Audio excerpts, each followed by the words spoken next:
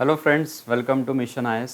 Mission IAS के द्वारा एक इम्पॉर्टेंट कोर्स सारे यूपीएससी एस्पिरेंट्स के लिए हमने लॉन्च किया है, जो 10 डेज़ का बेसिक फाउंडेशन कोर्स है, जिसमें यूपीएससी रिलेटेड यानी यूपीएससी की जो सिविल सर्विसेज एग्जामिनेशन होती है, जिसके लिए ऑल ओवर इंडिया सारे स्टूडेंट्स प्रिपेयर कर रहे हैं। सो उसके रिलेटेड सारी जो बेसिक इन्फॉर्मेशन है वो हम इस 10 डेज़ के लेक्चर्स में आपसे शेयर कर रहे हैं।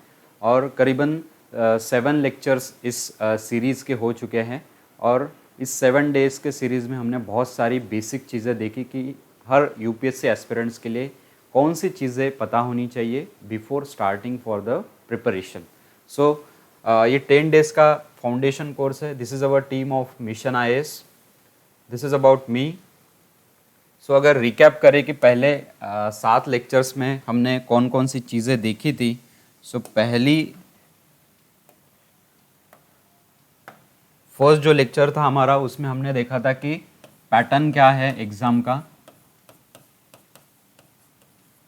सो पैटर्न हमने देखा था रिलेटेड विथ प्री, मेंस और इंटरव्यू, तीनों लेवल का पैटर्न देखा था, किस तरह से मार्क्स डिस्ट्रीब्यूट किए गए हैं।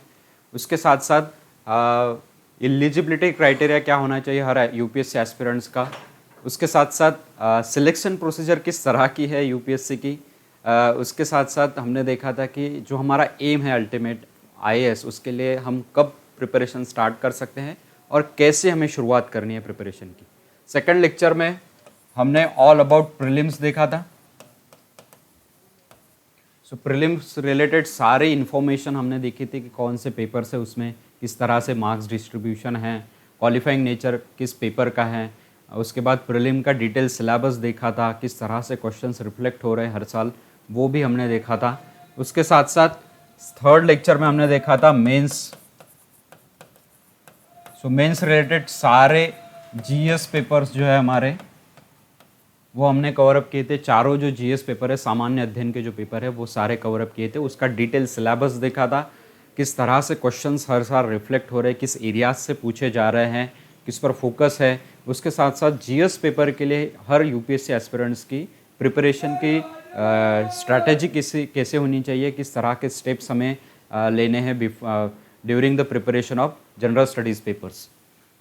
नेक्स्ट फोर्थ लेक्चर में हमने देखा था all about essay paper. So essay paper के रिलेटेड सारी इन्फॉर्मेशन हमने फोर्थ लेक्चर में देखी थी कि एसे का इम्पोर्टेंस कितना है।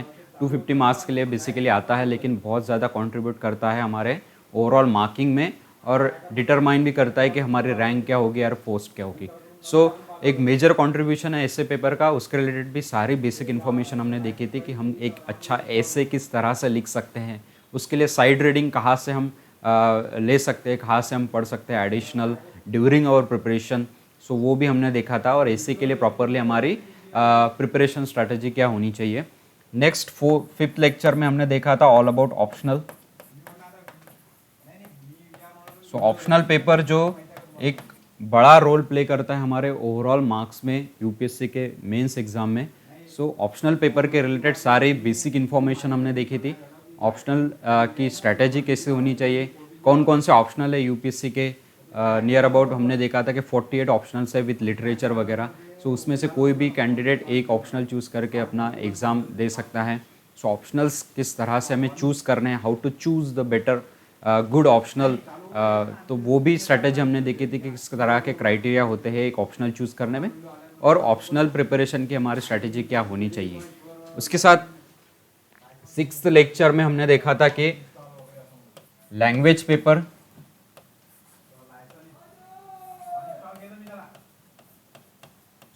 Language papers and book list हमने देखी थी।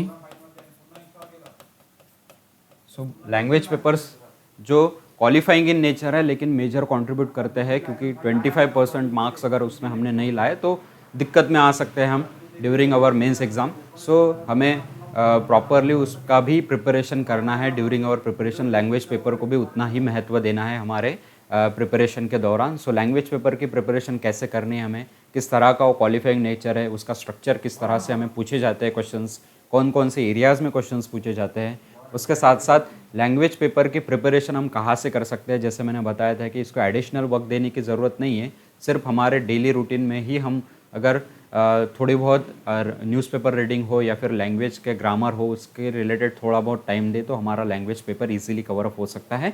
उसे हमें एडिशनल 3-4 घंटे वगैरह देने की ज़रूरत नहीं पड़ेगी हमारे प्रिपरेशन के दौरान। और उसकी जो प्रिपरेशन है आप प्रीलिम्स होने के बाद मेंस के टाइम में जो पीरियड मिलता है उसमें भी आप कर सकते हो, प्रॉपरली आपका इजीली कवर अप हो जाएगा लैंग्वेज पेपर। उसके साथ साथ हमने देखी थी कि प्रीलिम्स और मेंस के लिए जो एग्जैक्ट बुक लिस्ट है वो हमारे पास कैसे होनी चाहिए, कौन से लिमिटेड बुक्स हमें रेफ़र करने हैं, क्योंकि an number of books available है इन द मार्केट, हमें उतने सारे बुक्स जो है पढ़ने नहीं है क्योंकि हमारे पास उतना टाइम नहीं होता है कि हम सारे बुक्स को कवर अप करें। ऐसा कहा जाता है कि 10 बुक पढ़ने से बेहतर है कि एक ही बुक को हम 10 बार पढ़ें, ठीक है। जो लिमिटेड बुक्स है उनको ही हमें बार बार पढ़ना है, उनसे नोट्स निकालनी है और उस नोट्स को रिवाइज करना है। उसके बाद 7th लेक्चर में हमने देखा था कि ऑनलाइन न्यूज़पेपर्स हमें कैसे पढ़ना है, ठीक है। न्यूज़पेपर रिलेटेड करंट अफेयर्स का इम्पोर्टेंस क्या है, करंट अफेयर्स, और बहुत सारे ऑनलाइन प्लेटफॉर्म्स भी देखे थे हमने कि कौन से ऑनलाइन प्लेटफॉर्म्स हम यूज़ कर सकते हैं। गवर्नमेंट मैगजीन्स और प्राइवेट इंस्टीट्यूशंस की भी मैगजीन डिस्कस की थी हमने, और उसमें मैंने आपको क्लियरली ये बताया है कि पहला सोर्स हमारा करंट अफेयर्स का होगा हमारा न्यूज़पेपर। डेली न्यूज़पेपर हमें पढ़ना है। डेली न्यूज़पेपर का आपका बुकलेट भी बना सकते हो, जैसे मिशन आइस के द्वारा जो ABCD बनाई गई है। A for awards, B for books, इस तरह से आपका एक बुकलेट होगा जिसमें A फॉर अवार्ड्स ही होंगे टोटल 1 साल के। सेकंड ब्लॉक में आपके B फॉर बुक्स होंगे, जो चर्चा में पुस्तक है, लिटरेचर है, वो आएंगे उसमें। आप अपने करंट अफेयर्स के नोट्स को भी प्रॉपरली डिज़ाइन कर सकते हो जिससे आपकी रिवीजन जो है वो प्रॉपरली हो जाएगी। करंट अफेयर्स के लिए फर्स्ट सोर्स होगा हमारा न्यूज़पेपर। अगर आप सीरियसली डेली 1 to 1.5 आवर के लिए अच्छे से पढ़ते हो तो सारी न्यूज़ आपके नोटबुक में होगी, उसके नोट्स प्रॉपरली होगी। आपको अदर सोर्स पर बहुत कम पीरियड के लिए जाना पड़ेगा क्योंकि मैगजीन्स वगैरह इतने सारे अवेलेबल है कि बच्चे डायरेक्टली मैगजीन्स पर रिलाय होते हैं।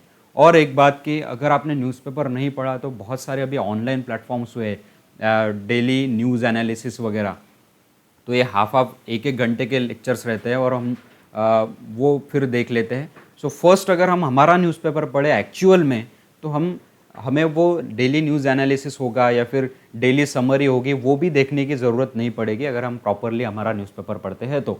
और जो मंथ में हम न्यूज़पेपर पढ़ रहे हैं उसमें से अगर कुछ चीज़ें हमें लगे कि ये कवर अप नहीं हुई है तो एक स्पेसिफिक कोई भी एक मैगजीन हम रेफ़र कर सकते हैं जिसमें मंथली कंपाइलेशन हो सारे करंट अफेयर्स का विद बैकग्राउंड। उसमें से हमारे प्री और मेंस की दोनों की प्रिपरेशन हो सकती है।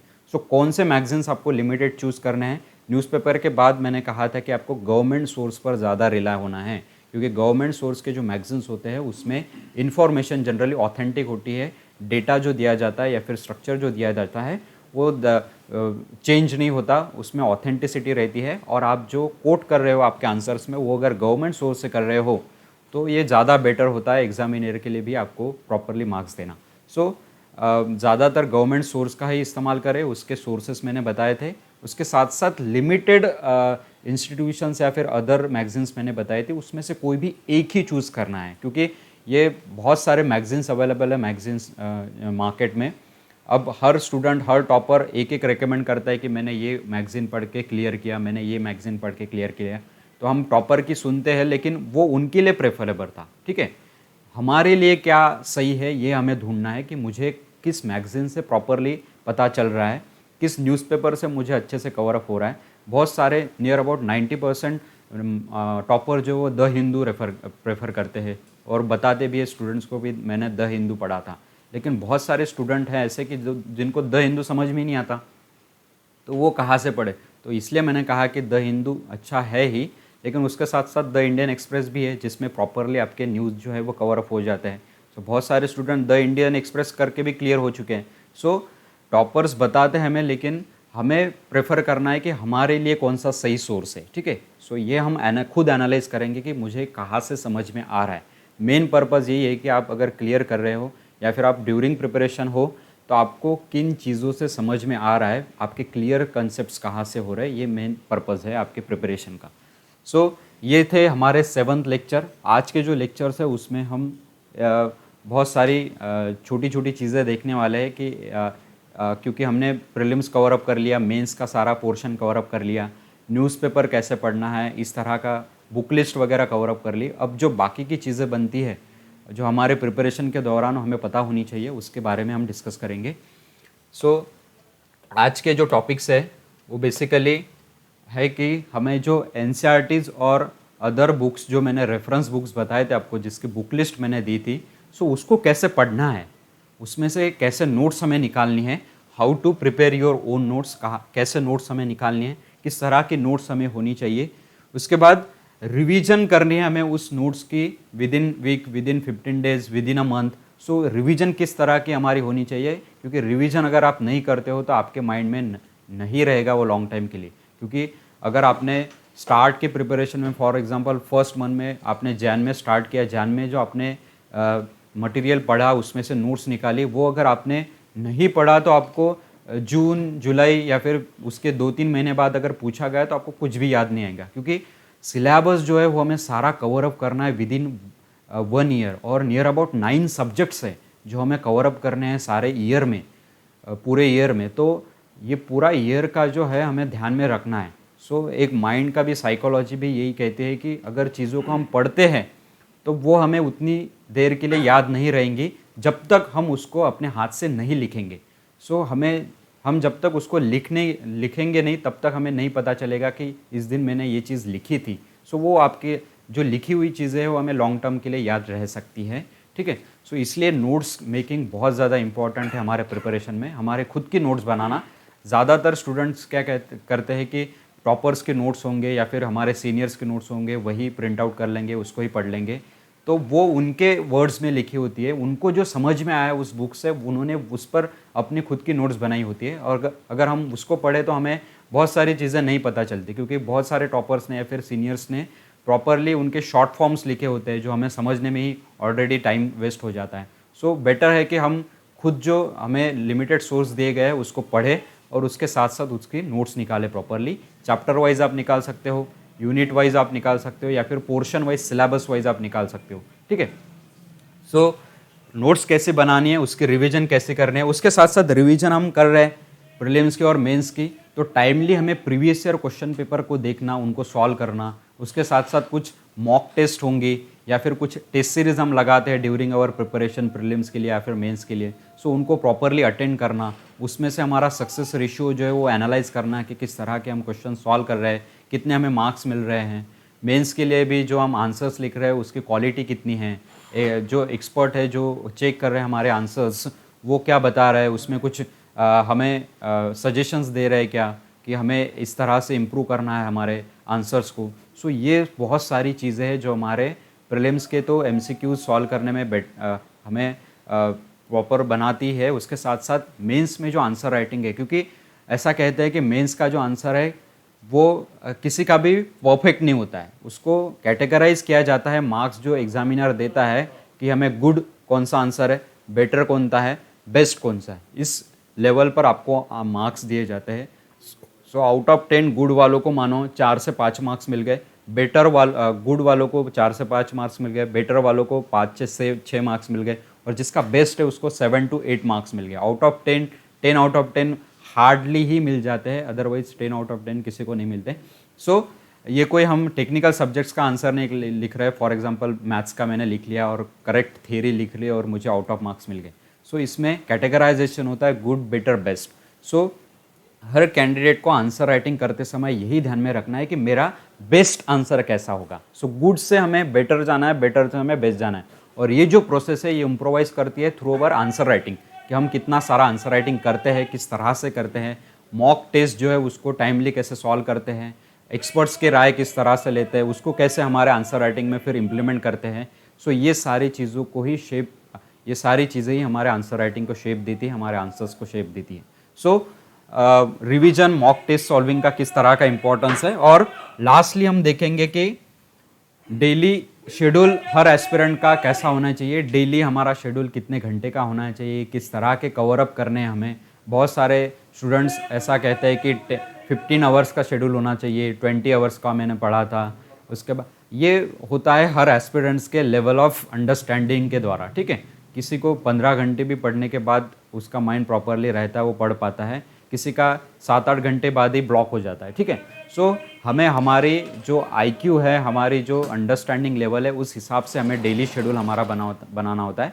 और उसके साथ साथ डेली शेड्यूल को ही कंटिन्यू करते वक्त हमारा प्रॉपरली 1 ईयर में कितना हमें कवर अप करना होता है, क्योंकि ऐसा कहा जाता है कि यूपीएससी का सिलेबस जो है उसको कवर अप करने में आपको 12 या 14 मंथ्स प्रॉपरली लगते हैं पूरे सिलेबस को कवर अप करने में। और जिनके पास कम समय होता है वो लिमिटेड सोर्स को इस्तेमाल करके नियर अबाउट 8 to 9 मंथ्स में भी कवर अप कर लेते हैं, ठीक है। सो ऐसे भी एस्पिरेंट्स हैं जिनका सिलेक्शन हुआ और उन्होंने सिर्फ 8 to 9 मंथ्स के प्रिपरेशन में ही क्लियर कर लिया। सो ऐसा भी होता है कि हमारी अंडरस्टैंडिंग लेवल क्या है, उसके लेवल पर हमारा प्लान होगा, हमारा स्टडी प्लान होगा। सो ये सारी चीज़ें आज के लेक्चर्स में हम डिस्कस करेंगे। सो एक एक करके देखते हैं कि आपको पहला जो इम्पोर्टेंट है कि आपको एनसीईआरटीज़ और आपके जो अदर बुक्स है यानी रेफरेंस बुक्स है उसको कैसे पढ़ना है, उससे कैसे नोट्स निकालनी है। सो प्रीलिम्स और मेंस के रिलेटेड सारी बुक लिस्ट मैंने आपको ऑलरेडी दे दी है प्रीवियस लेक्चर्स में, और उसमें बताया कि आपको प्रीलिम्स के लिए और मेंस के लिए कंबाइन कैसे पढ़ना है, क्योंकि कंबाइन ही सिलेबस है, रिलेट करना है हमें, क्योंकि प्रीलिम्स के लिए जो हम सोर्स मटेरियल यूज़ कर रहे हैं वही मेंस के लिए भी होता है। मेंस के लिए सिर्फ एडिशनल 1 या 2 सोर्स बढ़ जाते हैं, क्योंकि वास्टनेस जो है वो थोड़ा सा ज़्यादा है comparative to the prelims. So prelims और मेंस के लिए कंबाइन मैंने बुक लिस्ट आपको दे दी थी सब्जेक्ट वाइज। सो जो आप एनसीईआरटी सेलेक्ट कर रहे हो प्रॉपरली, एनसीईआरटीज आप अगर ले रहे हो, फॉर एग्जांपल 6 का आपने एनसीईआरटी ले लिया, उसमें मैंने इंपॉर्टेंट एनसीईआरटीज भी आपको बताई थी। ये फॉर एग्जांपल मैं बता रहा हूँ कि अगर आप 6 का एनसीईआरटी ले रहे हो तो आपके पास सिलेबस ऑलरेडी होना चाहिए। जो आप एनसीईआरटी ले रहे हो, पढ़ रहे हो, उसके साथ साथ आपके पास सिलेबस होना चाहिए। सो फॉर एग्जांपल मैंने अगर हिस्ट्री की 6 की एनसीईआरटी ले ली तो मेरे पास सिलेबस भी साइड में होगा। मैं देखूंगा कि हिस्ट्री में 6 के सिलेबस में, 6 के एनसीईआरटी में सिलेबस से कौन से टॉपिक्स है, कौन से टॉपिक्स है। फॉर एग्जांपल हिस्ट्री में 6 में ओवरऑल ओवरलुक दिया है, तो मुझे जो चीज़ें मेरी सिलेबस रिलेटेड है वही सिर्फ पढ़नी है। सिलेबस रिलेटेड जो चीज़ें हैं, फॉर एग्जांपल कंसेप्ट्स होंगे या फिर कुछ टॉपिक्स होंगे जो आपके सिलेबस में हैं, सो वही पोर्शन जो है वो मैं जो है एनसीईआरटी से पढ़ूंगा। इस तरह से आपको एक एक एनसीईआरटी कवर अप करनी है, जिसमें जिस एनसीईआरटी में प्रॉपरली आपके सिलेबस रिलेटेड टॉपिक है सिर्फ वही करने हैं, आपको एडिशनल कुछ पढ़ना नहीं है, ठीक है। सिर्फ ध्यान दे कि आपके कंसेप्ट जो है वो क्लियर हो। कंसेप्ट अगर क्लियर ना हो तो आपको आगे बढ़ना नहीं है, पहले वो कंसेप्ट क्लियर करने हैं तभी आगे का पोर्शन पढ़ना है आपको, क्योंकि एक बार अगर आपने कंसेप्ट पढ़ लिया और आपको ध्यान में आ गया तो वो लॉन्ग टर्म के लिए आपके ध्यान में रहेगा। और खुद से अगर आपने अंडरस्टैंड किया तो और ज़्यादा ध्यान में रहेगा कि मैंने ये कंसेप्ट पढ़ा था, उसको खुद को समझने की कोशिश की थी, उसको खुद मैंने लिख कर देखा था, तो ये आपके लॉन्ग टर्म ध्यान में रहेगा। आपको रिवीजन करते वक्त वो उसमें ज़्यादा टाइम देने की ज़रूरत नहीं पड़ेगी। सो एनसीईआरटी जितने भी आप 6 to 12 जो पढ़ रहे हो उसमें एक एक करके आपको टॉपिक वाइज जाना है, सिलेबस आपके साथ रहना चाहिए और उसके साथ साथ आप उसकी नोट्स भी निकालते रहना चाहिए। अब ये नोट्स कैसे निकालनी है अगले स्लाइड में हम देखने ही वाले हैं कि आपको नोट्स कैसे बनाने हैं इसके। सो इस तरह से हम कर रहे हैं। उसके साथ साथ अभी मिशन आईएएस के द्वारा हमने एनसीईआरटी का भी कोर्स लॉन्च किया है, जिसमें जो इम्पोर्टेंट एनसीईआरटीज़ है वही सिर्फ हम कवर अप कर रहे हैं। जितनी इंपॉर्टेंट एनसीईआरटीज़ है आपकी यूपीएससी प्रिपरेशन के लिए उतनी ही एनसीईआरटीज़ हम कवर अप करने वाले हैं, क्योंकि सारी की सारी 6 to 12 की एनसीईआरटीज़ हमें नहीं पढ़नी है। History, geography, polity, economics, general science और एनवायरनमेंट के लिए सारी की सारी एनसीईआरटीज़ हमारे लिए इंपॉर्टेंट नहीं है। जितनी एनसीईआरटीज़ इंपॉर्टेंट है उतनी ही हम उस कोर्स में आपको समझा कर दे रहे हैं with notes properly. So 6 to 12 की एनसीईआरटीज़ जब आप पढ़ते हो हर एस्पिरेंट, तो उसको इस तरह से हम जा सकते हैं। सिलेबस, कंसेप्ट्स को पढ़ना, उसको समझना और उसके प्रॉपरली नोट्स बनाना। सेकंड है कि रेफरेंस बुक जो आप पढ़ रहे हो, रेफरेंस बुक पढ़ते वक्त मैंने कहा कि हर रेफरेंस A to Z आपको नहीं पढ़ना है, ठीक है। कोई भी रेफरेंस बुक्स, क्योंकि रेफरेंस बुक कम से कम बहुत सारे रेफरेंस बुक 500 पेजेस के होते हैं, 600 पेजेस के होते हैं, तो इतने सारे पेजेस के जो रेफरेंस बुक्स है वो हमारे लिए इम्पॉर्टेंट नहीं है कि हम A to Z उसको पढ़ें, ठीक है। सो जितना सिलेबस रिलेटेड टॉपिक्स उसमें दिए गए हैं उतने ही टॉपिक्स हमें पढ़ने हैं from that reference. So reference books पढ़ते समय भी हमारे पास सिलेबस होना चाहिए, और सिलेबस से जो टॉपिक्स है वो पहले ही टॉपिक्स जो है मैं वो इंडेक्स में जाकर, उस रेफरेंस के इंडेक्स में जाकर उसको क्लिक करूंगा कि ये टॉपिक्स, इतने टॉपिक्स है जो सिलेबस रिलेटेड है और इस रेफरेंस में वो कवर अप किए हैं। सो उतने ही टॉपिक्स में पढ़ूंगा उसमें से, और उसके फिर नोट्स निकालूंगा, उसके फिर नोट्स निकालूंगा। सो एनसीईआरटी आप पढ़ रहे हो, अदर बुक्स पढ़ रहे हो, फिर कोई भी बुक आप पढ़ रहे हो, तो उसका मेन पर्पस ये होना चाहिए कि हम सिलेबस को देखते जाए टाइमली, उसके साथ साथ कौन से टॉपिक सिलेबस से रिफ्लेक्ट हो रहे हैं उस बुक में वो देखते जाएं। इससे क्या होगा कि हमारा टाइम वेस्ट नहीं होगा, जितना सिलेबस रिलेटेड टॉपिक से उतने ही हमारे कवर अप हो जाएंगे। और मेन इंपॉर्टेंट है कि उसकी टाइमली जो आपको समझ में आता है उसमें से, हो सकता है कि प्राइमरीली, जैसे मैं आगे स्लाइड में बताऊंगा कि नोट्स बनाते समय बहुत सारी बार स्टार्टिंग में ऐसा हो जाता है कि हर चीज़ें हम लिखते जाते हैं, तो हमें पता नहीं होता है कि कौन सा इंपॉर्टेंट है, इसमें से कौन सा हमें लिखना है। तो स्टूडेंट की बहुत सारी क्वेरीज होती है कि नोट्स तो हम बना रहे हैं, फॉर एग्जांपल 100 पेजेस का हम बुक बना रहे हैं, तो नोट्स ही हमारे 200 पेजेस की हो रही है, ठीक है।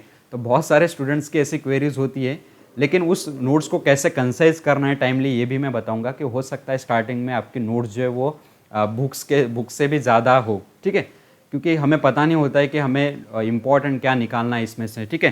तो हम हर चीज़ें लिखते जाते हैं, ठीक है, ये भी इम्पॉर्टेंट है, ये भी इम्पॉर्टेंट है, ऐसा करके हम सारी चीज़ें लिखते जाते हैं हमारे नोट्स में, लेकिन उसको टाइमली कैसे कंसाइज करना है। और ये बहुत आम बात है, ये हर एस्पिरेंट्स के साथ होती है, कोई भी एस्पिरेंट जो प्रिपेयर कर रहा है उसको ये दिक्कत आती ही है कि स्टार्टिंग में वो हर चीज़ें लिखते जाता है, लेकिन कंसाइज कैसे कर रहे हैं उस टाइम को, उसको टाइमली, वो भी हम देखेंगे नोट्स मेकिंग में। सो आपको आई होप ये चीज़ें पता आगे होंगे कि एनसीईआरटी से आपको सिलेबस रिलेटेड टॉपिक्स पढ़ना है, उसके नोट्स निकालने हैं। रेफरेंस बुक्स में भी आपको सारे रेफरेंस A to Z नहीं पढ़ने हैं, सिर्फ जो सिलेबस रिलेटेड टॉपिक्स है उसमें इंडेक्स में वही टॉपिक्स हमें पढ़ने हैं, वही टॉपिक्स हमें कवर अप करने हैं और उसके नोट्स निकालने हैं। सो ये हो गया एनसीईआरटी और रेफरेंस बुक्स के रीडिंग में। उसके बाद अब हम देखते हैं कि नोट्स हमें कैसे प्रिपेयर अप करनी है, नोट्स किस तरह से प्रिपेयर करनी है। हम रेफरेंस बुक पढ़ रहे हैं, हम न्यूज़पेपर पढ़ रहे हैं डेली, हम रेफरेंस बुक्स पढ़ रहे हैं, एनसीईआरटीज़ पढ़ रहे हैं, ये सारा जो स्टफ हम डेली हमारे शेड्यूल में पढ़ रहे हैं, वहाँ से नोट्स हमें कैसे निकालने हैं डेली। तो ये देखते हैं कि हमें नोट्स प्रॉपरली, फॉर एग्जांपल पहला मैं लूँगा कि अगर मैं स्टार्ट कर रहा हूँ न्यूज़पेपर से डेली, सो न्यूज़पेपर के बारे में मैंने कल डिटेल में डिस्कस किया था कि न्यूज़पेपर को आपको डिवाइड करना है। एक तो आप मिशन आइस के द्वारा जो ABCD दी गई है उसका एक प्रॉपरली वीडियो भी कुछ दिनों में आ जाएगा कि आपको किस तरह से उसके नोट्स निकालने हैं। लेकिन अगर आपके पास एक बुक है प्रॉपरली जो करंट अफेयर्स के रिलेटेड है, सो एक मैंने प्रॉपरली एक नोटबुक बना लिया और नोटबुक को मैंने 3 पार्ट्स में डिवाइड कर लिया, ठीक है। ये पहली स्ट्रेटेजी है। 3 पार्ट्स में कैसे कि मैंने states related important, national related important जो न्यूज़ आ रही है या फिर इंटरनेशनल रिलेटेड इंपॉर्टेंट न्यूज़ आ रही है वो, ये हो गई एक स्ट्रेटेजी कि मैंने बुक को 3 पार्ट्स में डिवाइड कर रहे हैं। अब डेली मैं जो पढ़ रहा हूँ उसमें से स्टेट की एक कॉलम में मैं लिख रहा हूँ, लिखते जा रहा हूँ उसमें जो इंपॉर्टेंट चीज़ है वो, ठीक है, ये लिख रहा हूँ। और उसके साथ साथ चौथा एक बना लिया एडिटोरियल के लिए, कोई इंपॉर्टेंट एडिटोरियल है उसके रिलेटेड। सो एडिटोरियल को मैं डिवाइड कर सकता हूँ कि GS1 रिलेटेड एडिटोरियल कौन सा इंपॉर्टेंट है, अगर आया हो तो, अदरवाइज वो कॉलम जो है वो ब्लैंक रहेगा। सेकंड GS2 के रिलेटेड फॉर एग्जांपल आ गया। उसके बाद GS3 रिलेटेड मानो टेक्नोलॉजी पर कोई एडिटोरियल आ गया तो एडिटोरियल के कॉलम में GS पेपर 3 के कॉलम में मैं वो उसके नोट्स निकालूंगा। उसके साथ साथ GS4 के रिलेटेड अगर आया गया तो इस तरह से मैं एक स्ट्रैटेजी, ये फर्स्ट स्ट्रैटेजी हो गई जिस तरह से मैं न्यूज़पेपर से अपने खुद नोट्स निकाल सकता हूँ।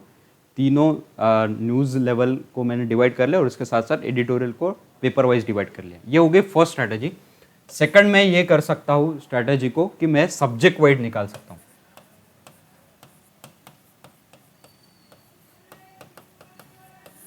सब्जेक्ट वाइज यानी मेरे नोटबुक को जो है मैंने जो मेरे इंपॉर्टेंट सब्जेक्ट्स है उस तरह से डिवाइड कर लिया। फॉर एग्जांपल मैंने पहला कॉलम ले लिया हिस्ट्री का, तो हिस्ट्री रिलेटेड हो सकता है कि कोई इंपॉर्टेंट साइट जो है वो न्यूज़ में आ गई हो, है ना, कोई इंपॉर्टेंट साइट हो जिसका एंशंट और मिडिवल हिस्ट्री के साथ कुछ रिलेशन हो, तो वो साइट इंपॉर्टेंट आ गई, उसके बारे में आपको डेफिनेटली प्रीलिम्स में क्वेश्चन पूछा जाएगा कि फॉर एग्जांपल ताजमहल न्यूज़ में आया था रिसेंटली, तो एनवायरनमेंट रिलेटेड भी आया था और मेडिवल हिस्ट्री के रिलेटेड भी आया गया था। सो उसके रिलेटेड आपको क्वेश्चन पूछा जा सकता है कि किसने वो बनाया था, किस ईरा में बनाया था बेसिकली, ठीक है। सो इस तरह से कोई साइट्स, हिस्टोरिकल साइट भी न्यूज़ में आ जाती है। वर्ल्ड हेरिटेज साइट्स जो अभी रिसेंटली ऐड हुई है इंडिया की, उसके बारे में पूछा जा सकता है कि उस किस स्टेट से बिलोंग करती है, उसका इंपॉर्टेंस क्या है, हिस्टोरिकल बैकग्राउंड क्या है। सो हिस्ट्री का मैंने एक कॉलम बना लिया। उसके साथ साथ हिस्ट्री में मैंने 3 पार्ट्स में डिवाइड कर लिया, एंशिएंट, मिडिवल और मॉडर्न, ठीक है। उसके बाद सोसाइटी का एक कॉलम बना लिया।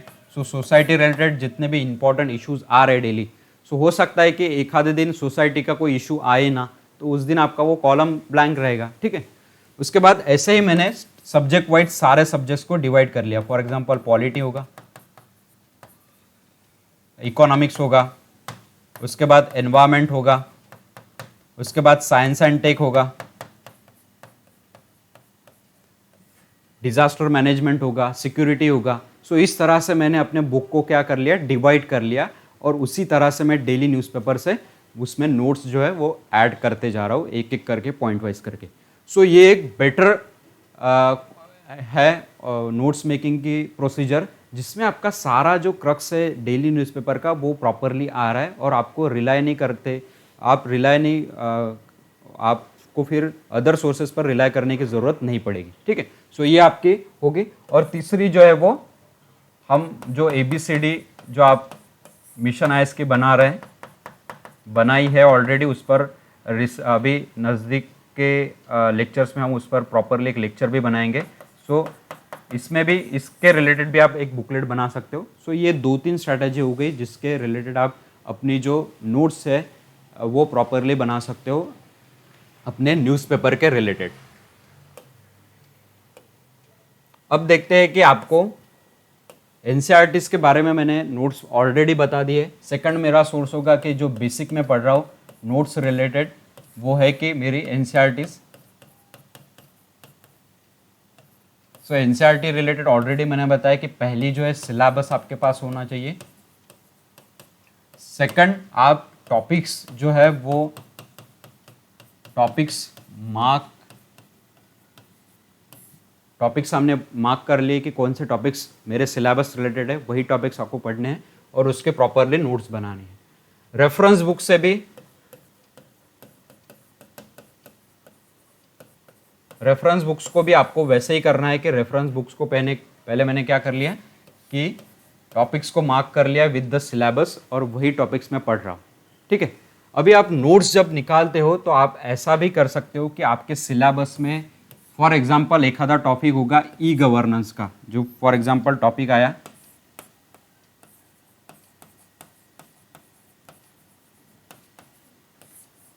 ई गवर्नेंस का टॉपिक आ गया।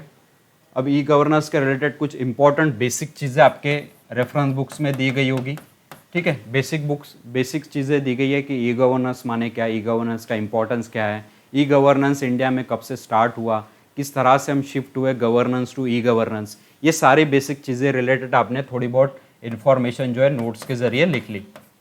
अब आप जब डेली न्यूज़पेपर पढ़ते हो तो उसमें भी ई गवर्नेंस रिलेटेड कुछ नए इनिशिएटिव्स आ सकते हैं गवर्नमेंट के, कुछ गवर्नमेंट जो है स्टेट गवर्नमेंट होगी या फिर सेंट्रल गवर्नमेंट होगी, ई गवर्नेंस रिलेटेड कुछ इनिशिएटिव्स, प्लेटफॉर्म्स वगैरह लॉन्च करती रहती है। सो वो जो करंट अफेयर्स का जो पार्ट है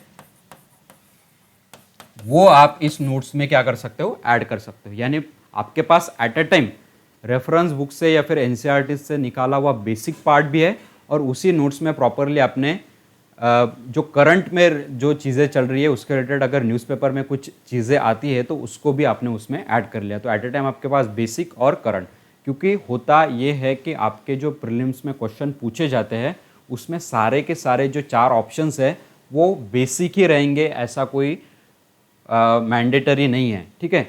सो आपको वो 2 ऑप्शंस जो है वो बेसिक रिलेटेड देंगे, यानी सिलेबस रिलेटेड बेसिक्स पूछा जाएगा, स्टैटिक पोर्शन पूछा जाएगा, और 2 ऑप्शन जो रहेंगे वो करंट रिलेटेड भी हो सकते हैं, यानी current recent. For example climate change पर आपको अगर पूछा गया तो फॉर एग्जांपल आपको अगर क्लाइमेट रिलेटेड एक आधा कंसेप्ट पूछा गया तो कंसेप्ट रिलेटेड आपको 2 ऑप्शंस दिए जाएंगे। उसके साथ साथ रिसेंटली उस पर कुछ समिट हुई हो जिसमें उस टॉपिक पर डिस्कशन हुआ हो, या फिर उस टॉपिक रिलेटेड कुछ एग्रीमेंट साइन किया गया हो, रिसेंट जो समिट हुई क्लाइमेट चेंज रिलेटेड। सो वो 2 ऑप्शंस आपको करंट रिलेटेड भी पूछे जा सकते हैं। सो एट ए टाइम अगर नोट्स में आपके बेसिक्स प्लस करंट का अगर मटेरियल हो तो आपकी रिवीजन भी प्रॉपरली हो जाएंगी कि, और आप तीनों लेवल के जो तीनों लेवल है एग्जाम के उसके लिए प्रॉपरली प्रिपेयर रहोगे। प्रीलिम्स, मेंस और इंटरव्यू में भी जो आपको करंट चीज़ें पूछी जाती है, तो करंट जब आपको इंटरव्यू में भी पूछे जाते हैं कंसेप्ट, तो आपको वो एक्सपेक्ट करते हैं कि आप थोड़ा सा उसका बैकग्राउंड भी बताओ, उसका बेसिक्स भी बताओ।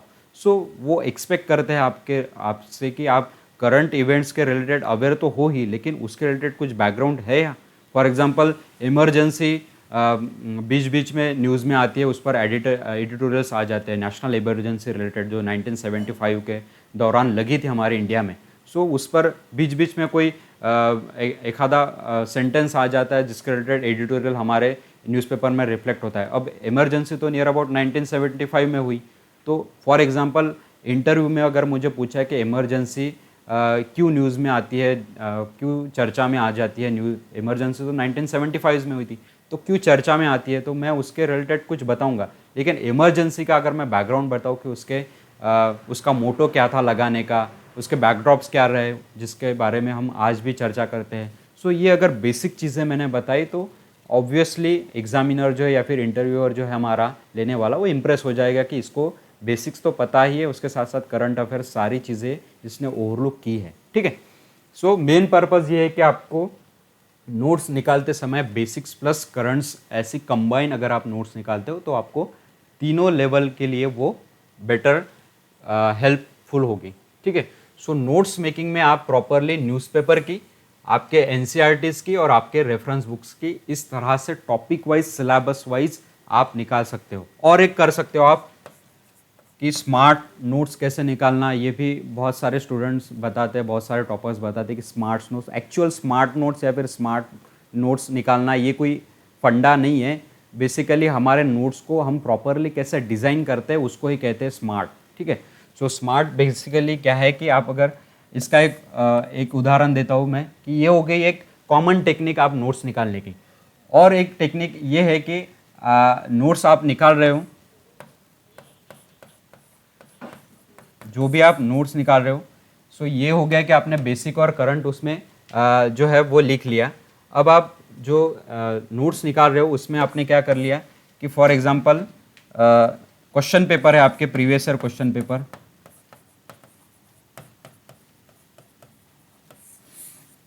तो for example e governance related हर 1-2 साल में एक आधा टॉपिक चर्चा में रहता है जिस पर क्वेश्चन पूछा जाता है। सो क्वेश्चन भी मैंने उस नोट्स में एडिशनली साइड में लिख लिया। ठीक है। क्योंकि मैं नोट्स निकाल रहा हूँ उसके रिलेटेड क्वेश्चन भी मुझे पता होनी चाहिए, जो मैंने एनालाइज किए थे क्वेश्चन, जिसके बारे में मैंने बताया कि आपको सिलेबस के रिलेटेड क्वेश्चंस को भी एनालाइज करना होता है। ठीक है। सो क्वेश्चंस भी मैंने एनालाइज कर लिया और उसके रिलेटेड साइड में क्वेश्चन भी लिख लिया। ठीक है। सो बेसिक करंट प्लस मैंने प्रीवियस ईयर का क्वेश्चन भी लिख लिया। ठीक है। उस पर एक्सपेक्टेड क्वेश्चन क्या है, या फिर जो मैं मॉक टेस्ट सॉल्व कर रहा हूँ उसमें से कुछ एक्सपेक्टेड क्वेश्चन अगर उस टॉपिक रिलेटेड आता है तो वो भी मैंने साइड में उसमें लिख लिया। यानी एट अ टाइम आपके नोट्स में वो सारी चीज़ें हैं जो आपको प्रिपरेशन के दौरान हेल्प करेगी। यानी रिवीजन जब आप करोगे तो एट अ टाइम आपके पास एक ही जगह सारा मटेरियल अवेलेबल होगा, बेसिक होगा, करंट होगा, उसके रिलेटेड प्रीवियस ईयर क्वेश्चन किस तरह का पूछा गया था, उसके बाद एक्सपेक्टेड क्वेश्चन क्या है, ये सारी चीज़ें आपके एक साथ एक ही जगह है। ठीक है। सो ये हो गई आपकी एक प्रॉपर नोट्स। ठीक है। सो इसको आप सब्जेक्ट वाइज डिवाइड करो, टॉपिक वाइज डिवाइड करो, किसी भी तरह से। सब्जेक्ट वाइज की तो बेटर है कि फॉर एग्जांपल आप हिस्ट्री ले रहे हो तो आपने स्टार्ट कर लिया इंपॉर्टेंट एनसीईआरटी से, उसके नोट्स निकाल ली, उसके बाद आप रेफरेंस बुक्स पर गए, उसी टॉपिक्स को आपने पढ़ा तो एनसीईआरटीज़ की जो नोट्स है उसको उस रेफरेंस बुक्स के नोट्स के साथ कंबाइन कर लिया, उसको एक जगह ला लिया। उसके साथ आप करंट न्यूज़ पढ़ रहे हो, न्यूज़पेपर पढ़ रहे हो, उसमें आपको लगा कि ये जो मैंने टॉपिक पढ़ा था उसके रिलेटेड ही ये टॉपिक है, न्यूज़ है, तो वो न्यूज़ के जो पॉइंट्स है वो मैंने उसमें ऐड कर लिए। उसके साथ साथ उसी जगह साइड में मैंने क्वेश्चन प्रीवियस ईयर के वो लिख लिए और एक्सपेक्टेड क्वेश्चन जो मैं सॉल्व कर रहा हूँ वो भी मैंने लिख लिए। तो एक जगह मेरे पास सारा स्टफ़ हो गया, मुझे बहुत सारे बुक्स वगैरह लिखने की, नोटबुक वगैरह तैयार करने की ज़रूरत नहीं पड़ेगी, बहुत सारे नोट्स वगैरह करने की ज़रूरत नहीं पड़ेगी, सारी चीज़ें मेरी एक जगह होंगी। सो ये हो गई प्रॉपर नोट्स मेकिंग की टेक्निक्स, ठीक है। और जो आप नोट्स निकाल रहे हो फिर उसको टाइमली कैसे रिवाइज करना है। अभी आपने लिख तो लिया है सारा, लेकिन उसको टाइमली आपको पढ़ना भी है, क्योंकि इतना सारा आपके ध्यान में लॉन्ग टर्म के लिए नहीं रहेगा जब तक आप उसको टाइमली रिवाइज नहीं कर पाते हो, ठीक है। सो ये हो गई एक कॉमन टेक्निक, ठीक है, न्यूज़ नोट्स मेकिंग की। अब देखते हैं कि इसको आप रिवाइज कैसे करना है, आपको किस तरह से रिवाइज करना है और मॉक टेस्ट आपको किस तरह से टाइमली सॉल्व करने हैं। जैसे कि आप जो रिवाइज कर रहे हो उसमें से अगर पॉइंट्स रिफ्लेक्ट हो रहे हैं, ऑप्शन रिफ्लेक्ट हो रहे हैं, तो आप अटेम्प्ट कर पाते हो अच्छे से प्रीलिम्स और मेंस के मॉक टेस्ट को या फिर प्रीवियस ईयर क्वेश्चंस को। तो रिवीजन बेसिकली आपकी जो आप नोट्स निकाल रहे हो, एक तो आप डेली कर सकते हो। फॉर एग्जांपल आज आपने कुछ टॉपिक्स पढ़ा, उसकी नोट्स निकाली। अब दूसरे दिन जब आप दूसरा टॉपिक पढ़ रहे हो तो टॉपिक पढ़ने से पहले आपने जो पहले दिन नोट्स निकाली थी उसको आप रिवाइज कर लो, उसके बाद सेकंड नया टॉपिक पढ़ो। इससे क्या होगा कि डेली आप जो चीज़ें पढ़ते जा रहे हो, डेली आप उसको एक बार ओवरलुक कर रहे हो before starting the new topic, ठीक है। सो नया टॉपिक पढ़ने से पहले डेली मैंने जो पहले दिन जो नोट्स निकाली थी वो नोट्स पढ़ ली। तो ये क्या होता है कि आपकी नंबर ऑफ टाइम्स रिवीजन हो रही है, ठीक है। जो भी आप टॉपिक्स पढ़ रहे हो उसके पहले का टॉपिक पढ़ रहे हो और नई टॉपिक पढ़ लिया, ठीक है, उसकी नोट्स निकाल ली। सो ये आपकी डेली न्यू रिवीजन हो जाएगी। आपके टॉपिक्स जो है वो लॉन्ग टर्म के लिए आपके ध्यान में रहेंगे। उसके बाद वीकली एक बार आपको रिवीजन देनी है। वीकली कैसे आप दे सकते हो? फॉर एग्जांपल आपने मंडे टू फ्राइडे आपने प्रॉपरली पढ़ लिया, 5 दिन आपने प्रॉपरली पढ़ लिया, उसके प्रॉपरली नोट्स निकाल ली। सैटरडे और संडे आप क्या कर सकते हो कि सैटरडे को मैंने उस पर रिवीजन दे दी, एक जितना भी मैंने वीक में पढ़ा था उस पर रिवीजन दे दी। और संडे को मैंने क्या कर लिया कि इसके रिलेटेड प्रीलिम्स और मेंस में कुछ क्वेश्चंस पूछे जा रहे हैं या फिर पूछे गए हैं ऑलरेडी, वो प्रीवियस ईयर क्वेश्चंस देख लिए। उसके साथ साथ अगर मॉक टेस्ट में सॉल्व कर रहा हूँ तो उसके रिलेटेड क्वेश्चंस अगर होंगे टॉपिक रिलेटेड तो वो मैंने सॉल्व कर लिए। यानी एट अ टाइम वीक में आपका क्या हो रहा है कि आप पढ़ भी रहे हो, उसके नोट्स भी निकाल रहे हो, उसके साथ साथ सैटरडे और संडे को आप उसको रिवीजन देकर उसके रिलेटेड प्रीलिम और मेंस का भी क्वेश्चंस देखकर उसको सॉल्व कर रहे हो। सो ये हो गई एक प्रॉपर टेक्निक। क्योंकि अगर आप नोट्स ही निकाल रहे हो प्रॉपरली वीक में और आप अगर उसको रिवाइज नहीं कर रहे हो सकता है बहुत सारे स्टूडेंट ऐसा करते हैं कि मैं मंथ में एक बार रिवाइज करूँगा, 1-1.5 महीने के बाद रिवाइज करूँगा। लेकिन 1-1.5 महीने के बाद जब हम रिवाइज करते हैं तो हमारे पास इतना सारा स्टफ हो जाता है जिसको रिवाइज करना और उस पर फिर क्वेश्चन सॉल्व करना ये बहुत ज़्यादा दिक्कत में आ जाती है। तो होप है कि आप डेली रिवाइज तो करो उसको। रिवीजन के लिए हार्डली आपके 15 to 20 मिनट जाएंगे, ठीक है, नया टॉपिक्स पढ़ने के पहले। सो अगर वीकली आप देते हो तो आप मंडे टू फ्राइडे बहुत सारा स्टफ आपके पास ऑलरेडी क्रिएट हो जाएगा, नोट्स प्रिपेयर हो जाएंगी। सैटरडे संडे आप उसको रिवाइज करो और संडे को आप उस पर प्रॉपरली एक टेस्ट दे सकते हो, ठीक है। सो ये हो गया आपका। उसके बाद मंथली आपको प्रॉपरली रिवाइज करना है, क्योंकि हो सकता है फॉर एग्जांपल पॉलिटी आपने पढ़ लिया, सो पूरा पॉलिटी पढ़ने के लिए आपको हो सकता है 20 to 25 डेज लगे हो। पूरा पॉलिटी पढ़ने में आपको 20 या 25 डेज लगे उसके प्रॉपर नोट्स निकालने में जो सिलेबस रिलेटेड टॉपिक्स थे। सो अभी 20 डेज तक आपने कुछ रिवीजन या फिर प्री और मेंस का मॉक टेस्ट नहीं दिया। आपने ऐसा सोचा कि मैं पहले पूरा टॉपिक्स कवर अप कर लेता हूँ, उसके बाद फिर उसको रिवाइज करके उसके रिलेटेड मैं क्वेश्चन सॉल्व करूँगा। ये भी हो सकता है, ये भी स्ट्रैटेजी हो सकती है हर कोई एस्पिरेंट्स की। सो मैंने 20-25 डेज उसको प्रॉपरली टॉपिक को कवर कर लिए, उसके प्रॉपरली नोट्स बना ली। अब मेरे पास जो मंथ के 5 डेज बचे हैं, 5 डेज में मैंने क्या कर लिया कि 2 to 3 डेज में प्रॉपरली उसको रिवाइज कर लिया एक बार टॉपिक को। 2-3 डेज में प्रॉपरली जितना भी मैंने 20-25 दिन में निकाला था उसको प्रॉपरली रिवाइज कर लिया। और बचे वो जो 2-3 दिन है उसमें मैंने उसके रिलेटेड जो प्री और मेंस में क्वेश्चन पूछे गए प्रीवियस ईयर में वो देख लिए, उसको साइड में लिख लिया नोट्स में ही कि ये टॉपिक्स पर 2 क्वेश्चंस पूछे गए हैं, इस पर इस तरह का क्वेश्चन पूछा गया है, क्रिटिकली एनालाइज करके क्वेश्चन पूछा गया है या फिर एलाबोरेट करके क्वेश्चन पूछा गया है। तो हमें उस आंसर्स में उस टॉपिक्स के डेप्थ पता चल जाते हैं कि इस टॉपिक पर किस तरह का क्वेश्चन पूछ सकते हैं। ठीक है, क्योंकि बहुत सारे ऐसे टॉपिक्स होते हैं जिस पर 20 मार्क्स का क्वेश्चन बनता ही नहीं है।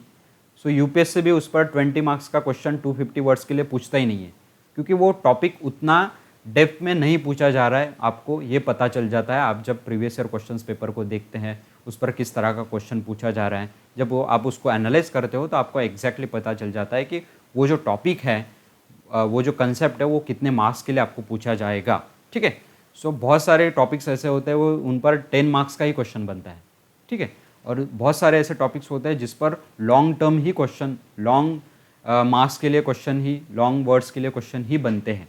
सो उन पर 20 मार्क्स के ही क्वेश्चन बनते हैं। ठीक है, फॉर एग्जांपल एआई के लिए एआई एंड एजुकेशन हो गया, या फिर सोशल जस्टिस के कुछ इश्यूज होंगे जो बहुत ज़्यादा चर्चा में हो, उस पर 20 मार्क्स के क्वेश्चन ही बनेंगे। ठीक है, सो ऐसे टॉपिक जिन पर 20 मार्क्स के क्वेश्चन बनते हैं, सो आपको ये एनालाइज होते रहेगा जब आप प्रॉपरली नोट्स निकाल के उस प्रीवियस ईयर क्वेश्चन पेपर्स को देखोगे। सो आपने मंथ में अगर आप ऐसा भी एक आपका शेड्यूल बनाते हो तो उसमें आपने प्रॉपरली पढ़ लिया, उसके नोट्स निकाल लिए 5 डेज़ में, उस 5 डेज़ में से उसके 2-3 डेज़ में आपने रिवीजन कर लिए, और उसके साथ साथ फिर बचे हुए दिनों में आपने उसके related previous question paper solve कर लिए प्रीलिम्स और मेंस के लिए। और कुछ मॉक टेस्ट अगर आपने ज्वाइन की हो, मॉक टेस्ट सीरीज़, तो उसके ज़रिए भी आपकी रिवीजन हो जाएंगी उस टॉपिक्स के रिलेटेड। सो इस तरह से आपको रिवीजन करनी है प्रॉपरली। ठीक है, उसके साथ साथ जो आप न्यूज़पेपर से पढ़ रहे हो, न्यूज़पेपर से आपने जो नोट्स निकाली है उसको भी आपको प्रॉपरली वीकली तो एक बार रिवीजन देनी ही है।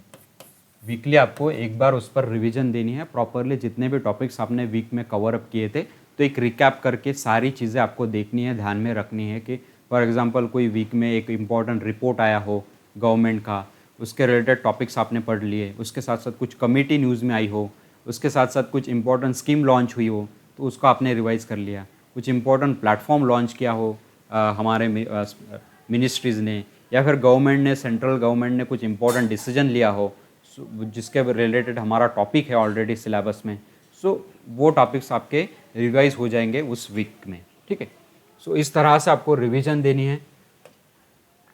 अब देखते हैं कि आपको मॉक टेस्ट किस तरह से सॉल्व करनी है। मॉक टेस्ट जो है आपको ध्यान देना है कि mock test series, mock test आप कभी भी सॉल्व कर सकते हो।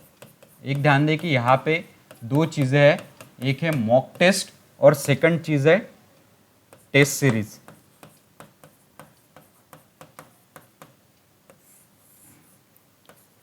सो मॉक टेस्ट जो है आपको डेली ऑनलाइन आपने सर्च भी किया सब्जेक्ट रिलेटेड तो आपको बहुत सारे प्लेटफॉर्म्स है जहाँ पर मॉक टेस्ट अवेलेबल है।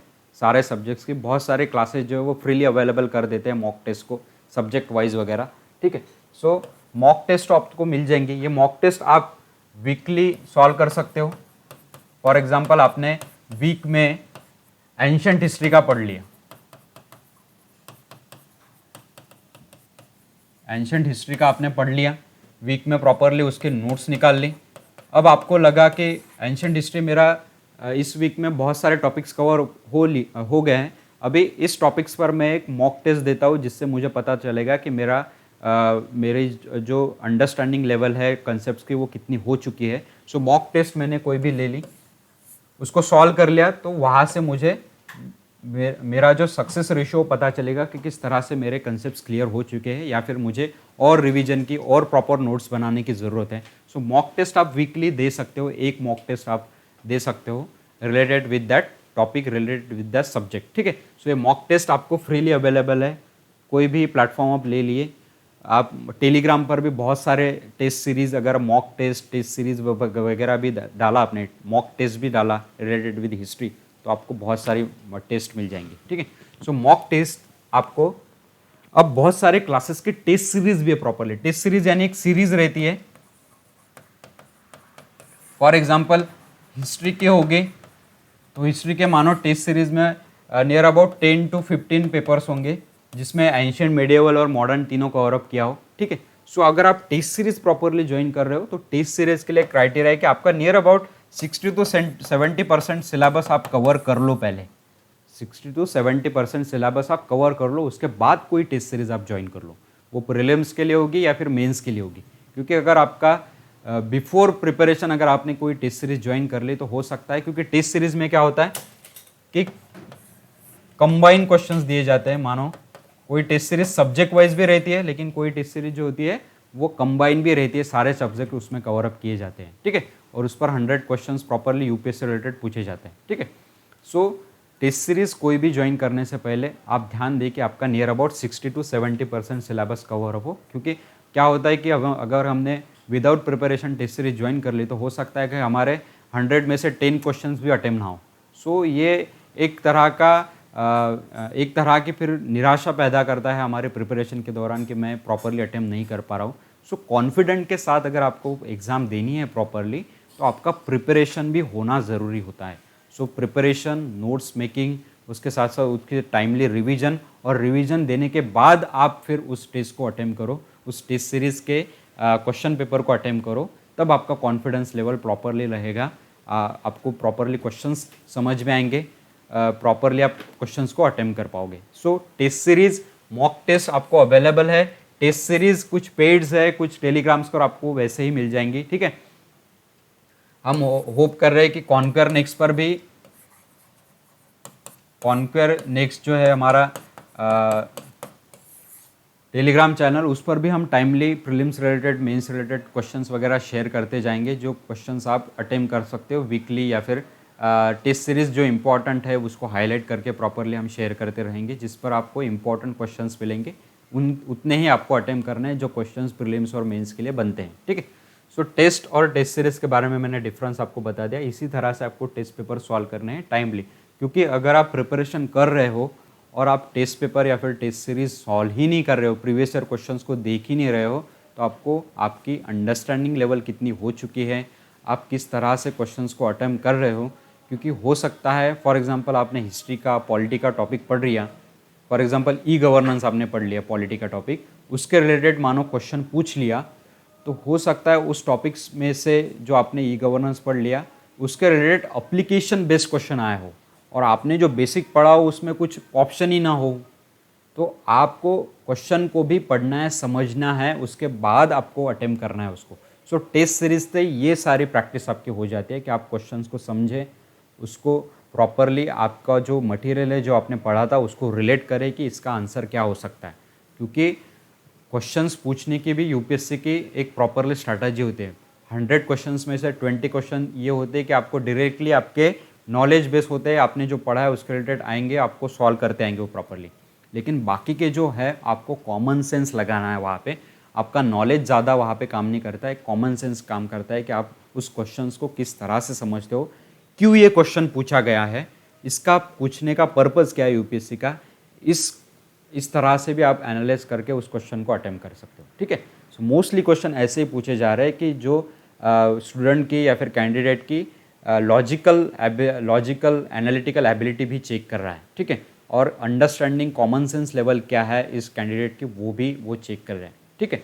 सो टेस्ट सीरीज और मॉक टेस्ट का उतना ही इंपॉर्टेंस है कि टाइमली आप आपके टेस्ट सीरीज सॉल्व करो, आपके मॉक टेस्ट को सॉल्व करो, ठीक है।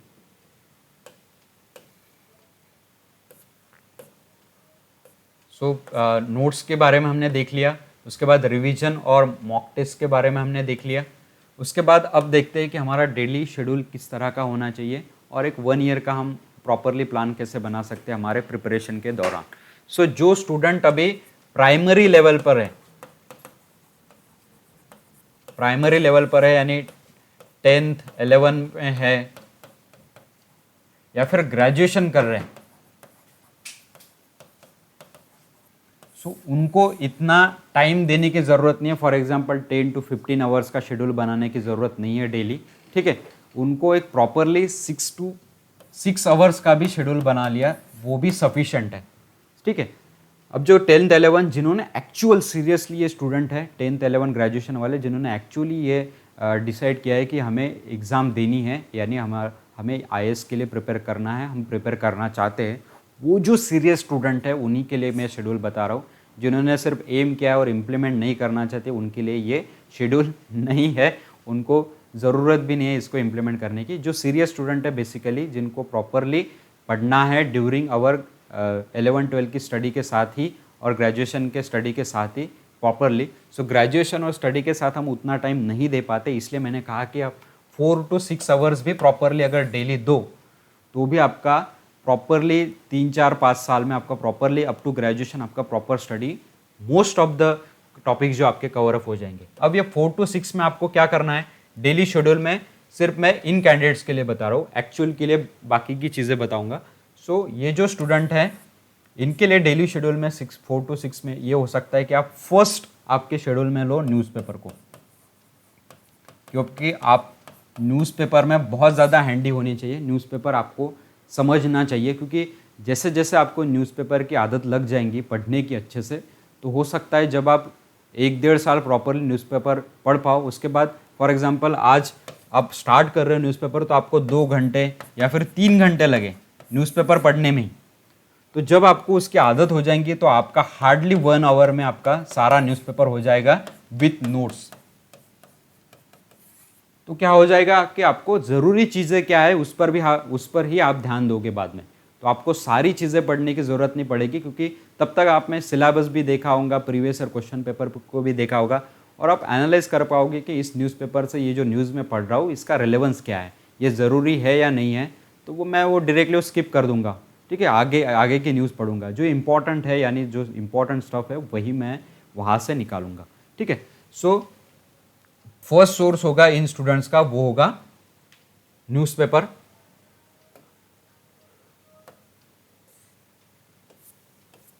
उसके बाद देखते हैं कि न्यूज़पेपर के बाद आपको एनसीईआरटी ले सकते हो आप।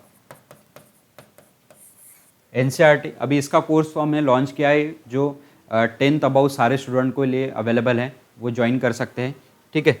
नीचे नंबर दिए गए उस पर कॉल करके। सो एनसीईआरटीज आप ले सकते हो। एनसीईआरटीज फॉर एग्जांपल आपने एक एनसीईआरटी एक भी चैप्टर पढ़ा डेली प्रॉपरली, उसको समझकर उसकी जो आपको नोट्स लगे प्रॉपरली वो आपने निकाल ली, तो मैंने एक चैप्टर पढ़ लिया डेली और उसके नोट्स निकाल ली, इसमें मेरे 2 से 3 आवर चले गए और इसमें आपके 2 आवर्स चले गए, ठीक है। सो ये डेली आपने इतना भी किया कि न्यूज़पेपर पढ़ लिया और डेली एक चैप्टर एनसीईआरटी का करके बेसिक करके उस पर आपने जो है 2-3 घंटे विथ नोट्स प्रॉपरली उस पर दे दिए, ठीक है। और उसके साथ साथ आपके पास अगर हाफ टाइम हो तो आपने, जैसे मैंने मैप बताया था, तो एक आधा मैप देख लिया आपने, मैप बुक से ऑक्सफोर्ड या फिर ओरिएंट ब्लैक स्वान का एक मैपिंग बुक ले लिया आपने, जिस पर से एक मैप देख लिया, कोई भी फिजिकल, फॉर एग्जांपल इंडिया का है, आज मैंने फिजिकल मैप ही देख लिया, उस पर छोटी छोटी चीज़ें देख ली कि कौन सी चीज़ कहाँ पे है, कौन सा माउंटेन कहाँ पे है, कौन सी रिवर कहाँ से ओरिजिनेट होती है, कहाँ तक जाती है। सो ये चीज़ें मैंने देख ली। सो डेली मुझे क्या करना है कि न्यूज़पेपर मेरा पढ़ना है, वहाँ से नोट्स निकालने इंपॉर्टेंट, उसकी नोट्स कैसे निकालने ऑलरेडी मैंने बताया। उसके साथ साथ एनसीईआरटी मैंने डेली एक ही चैप्टर कंप्लीट किया, ठीक है। उसके नोट्स निकाले, उसको रिवाइज कर लिया, और अगर हाफ आवर मेरे पास बचा है तो मैंने मैप देख लिया उसके रिलेटेड। या फिर मैंने कहा था कि अगर आप एंटरटेन थोड़ा सा आप खुद को रखना चाहते हो तो आपने क्या किया कि बुक आपने पढ़ लिया, उसके साथ साथ आपने राज्यसभा टीवी पर चले गए, उस पर द बिग पिक्चर करके एक सीरीज़ है जिस पर इंटरनेशनल रिलेशंस या फिर इश्यूज शेयर किए जाते हैं। तो आपका क्या होगा कि माइंड भी प्रॉपरली सेटल रहेगा, आप कुछ देख भी रहे हो जहाँ से आपको प्रॉपरली चीज़ें पता चल रही है। देश देशांतर देख लिया, जो हिंदी साइडर स्टूडेंट्स हैं उन्होंने, मराठी स्टूडेंट है उन्होंने समझने के लिए। सो क्या होगा कि एट ए टाइम आपके जो टॉपिक्स है वो भी कवर अप हो रहे हैं, करंट रिलेटेड जो टॉपिक है, कौन से पॉइंट ऑफ ओपिनियन हमारे होने चाहिए बिफोर डिस्कसिंग, ठीक है, टॉपिक्स के रिलेटेड, सो वो भी आपने देख लिया। सो ये 10th और ग्रेजुएशन के लिए एक प्रॉपरली शेड्यूल बन सकता है डेली। इतना ही करना है हमें अप टू ग्रेजुएशन, इतना भी किया तो सफिशिएंट हो जाएगा विथ आवर एकेडमिक प्रिपरेशन, ठीक है। एकेडमिक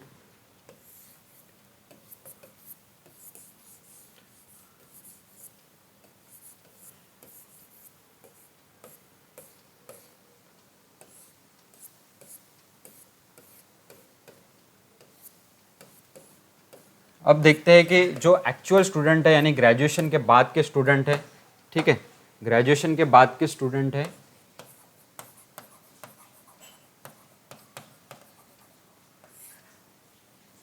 ग्रेजुएशन कंप्लीटेड स्टूडेंट है और जो एक्चुअल प्रिपरेशन कर रहे हैं अभी, उनके लिए प्रॉपर शेड्यूल क्या हो सकता है, ठीक है। प्रॉपर शेड्यूल में उनके प्रॉपरली न्यूज़पेपर जैसे मैंने ऐड कर लिया। आपका बेसिक अगर चल रहा है तो आप एनसीईआरटी पढ़ सकते हो, अदरवाइज जो भी आप रेफरेंस बुक पढ़ रहे हो वो आपका रहेगा,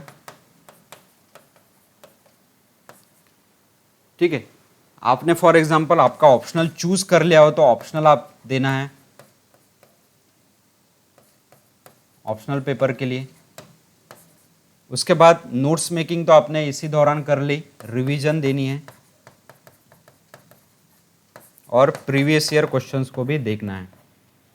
सो जो एक्चुअल प्रिपेयर कर रहे हैं 3-4 चीज़ें हमारे डेली शेड्यूल में होनी चाहिए। अब ये शेड्यूल हो सकता है नियर अबाउट 8 to 10 आवर्स का। सो मैंने क्या कर लिया कि न्यूज़पेपर जो एक्चुअल स्टूडेंट है वो बहुत सारे फैमिलियर हो जाते हैं कि न्यूज़पेपर से हमें क्या पढ़ना है एक्चुअल में। सो उनका 1 से 1.5 घंटे के ऊपर ज़्यादा टाइम नहीं जाता है। रेफरेंस बुक के लिए आपने 2 आवर्स दे लिए, उसके प्रॉपरली नोट्स निकाल ली। ऑप्शनल के लिए आपने 2 आवर्स दे लिए डेली, ठीक है। उसके बाद रिवीजन के लिए आपने 1 आवर दे दिया। उसके बाद प्रीवियस ईयर क्वेश्चंस पेपर आपने 1 आवर। सो ये 7 to 8 आवर्स में आपका प्रॉपरली हो जाएगा। इसको आप बढ़ा भी सकते हो। Actual student basically 8 to 10 hours का अपना शेड्यूल बनाते हैं डेली। तो ये 3-4 चीज़ें हमारे डेली शेड्यूल में तो होनी चाहिए, ठीक है। सो ऑप्शनल को प्रॉपरली टाइम देना है, उसको आप टाइम भी बढ़ा सकते हो। रेफरेंस बुक्स एनसीईआरटी जो आप पढ़ रहे हो उसको आप जो एक्चुअल स्टूडेंट है वो 2-3 चैप्टर पढ़ के उसके नोट्स निकाल के properly previous year questions paper देख सकते हो। न्यूज़पेपर आपको प्रॉपरली नोट्स निकालने हैं डेली पढ़ के। उसके बाद प्रीवियस ईयर क्वेश्चंस पेपर को भी आपको टाइमली देखना है, प्रीलिम्स के लिए भी और मेंस के लिए भी किस तरह के क्वेश्चंस आ सकते हैं। सो ये हो गया एक प्रॉपरली शेड्यूल। इसमें आप ऐड कर सकते हो कि आपने डेली, जैसे मैंने 11th-12th वालों को बताया, ग्रेजुएशन वालों को बताया कि मैप आप डेली एक मैप कंप्लीट करो। मैप फॉर एग्जांपल आपने कॉन्टिनेंट वाइज अफ्रीका कॉन्टिनेंट ले लिया, सो अफ्रीका के रिलेटेड आपने फिजिकल ले लिया एक दिन, ठीक है। फॉर एग्जांपल पॉलिटिकल देख लिया, इंपॉर्टेंट कंट्रीज़ देख ली जहाँ पे हमारे कुछ प्राइम मिनिस्टर या फिर प्रेसिडेंट ने रिसेंट विजिट दी हो, वो एरिया देख लिया। वहाँ के आजू बाजू के कंट्रीज जो है उसको देख लिया, उसको प्रॉपरली एक नोट्स में लिख लिया कि ये कंट्री न्यूज़ में थी और यहाँ पे विजिट की थी हमारे प्राइम मिनिस्टर ने रिसेंटली, और यहाँ के इस कंट्री के जो बाउंड्री कंट्रीज़ है वो ये कंट्रीज़ है। उसके बाद बहुत सारे ग्रुप्स चर्चा में, फॉर एग्जांपल रिसेंटली अभी G7 की मीटिंग हुई, समिट हुई, तो उसमें भी जो कंट्रीज़ है वो मैंने देख ली, उसकी प्रॉपरली नोट्स निकाल ली। वो मैप में कौन से कॉन्टिनेंट में कहाँ पे वो रिलाई करती है, कहाँ पे है वो कंट्रीज़, वो मैंने देख ली। सो इससे क्या होगा कि मैपिंग का भी मेरा प्रॉपरली रिवीजन हो जाएगा, मैपिंग के भी मेरे पास प्रॉपरली नोट्स हो जाएंगे, क्योंकि मैपिंग रिलेटेड भी 2-3 क्वेश्चंस हर साल पूछे जा रहे हैं हमारे प्रीलिम्स में, ठीक है। सो इस तरह से मैं नोट्स या फिर मेरा डेली शेड्यूल बना सकता हूँ। 8 to 10 आवर्स सफिशेंट है, ठीक है। 8 to 10 आवर्स में सफिशेंट है। बहुत सारे स्टूडेंट टॉपर ये बताते हैं कि मैंने 15-20 आवर्स का शेड्यूल बनाया, लेकिन वो उनके कैपेसिटी के हिसाब से था, ठीक है। सो हमारे कैपेसिटी के हिसाब से जितना हम प्रॉपरली कर पाते हैं उतना ही शेड्यूल हमें बनाना है। और हर शेड्यूल में ध्यान देना कि फॉर एग्जांपल मैंने 2-3 घंटे डेली पढ़ लिया तो मैं कम से कम 15 या 20 मिनट का उसमें गैप दूंगा। 15-20 मिनट का गैप लेके फिर मेरा जो 2-3 घंटे का फॉर एग्जांपल मुझे ऑप्शनल लेना है वो मैं पढ़ूंगा। सो हर शेड्यूल में हमारा नियर अबाउट 10 to 15 मिनट्स का गैप भी होना चाहिए जिसमें हम रिलैक्स होंगे और रिलैक्स के बाद फिर हम नया कुछ पढ़ेंगे, ठीक है। सो ये गैप भी होना ज़रूरी होता है। कंटिन्यूस हम पढ़ाई नहीं कर सकते, हमारे ध्यान में कुछ भी नहीं आएगा, ठीक है। सो इस तरह से हमें डेली शेड्यूल को हम बना सकते हैं। उसके बाद देखते हैं कि ईयरली शेड्यूल बेसिकली किस तरह का हो सकता है। सो ईयरली शेड्यूल में हमें ध्यान में देना है कि फॉर एग्जांपल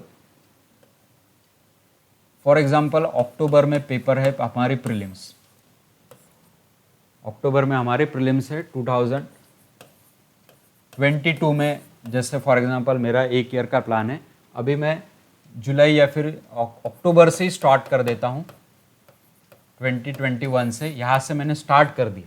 अभी मेरे पास एक साल है, एक साल में मुझे कवर अप करना है। फॉर एग्जांपल मैं स्टार्ट करूँगा, सिलेबस मैंने देख लिया, प्रीवियस ईयर क्वेश्चन पेपर्स को एनालाइज कर लिया, उसके बाद मैंने बेसिक एनसीईआरटीज पढ़ ली, उसके बाद मैंने related with the syllabus reference books को देख लिया, उनकी नोट्स निकाल ली। उसके बाद मुझे ऐसा लगा कि मेरा 60-70% सिलेबस अभी कंप्लीट हो चुका है, तो मैं प्राइमरीली मेंस की टेस्ट सीरीज ज्वाइन कर सकता हूँ।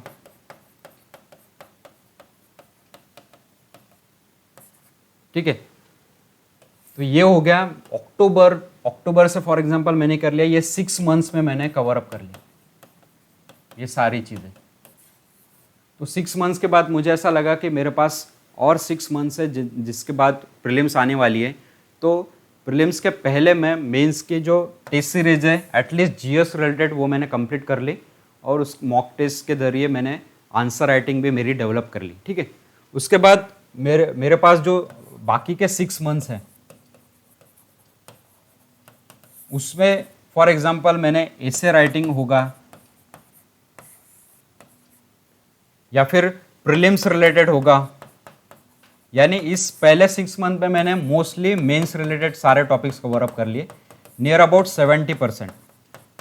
ठीक है, सब्जेक्ट जो है वो कवर अप कर लिए मेंस रिलेटेड।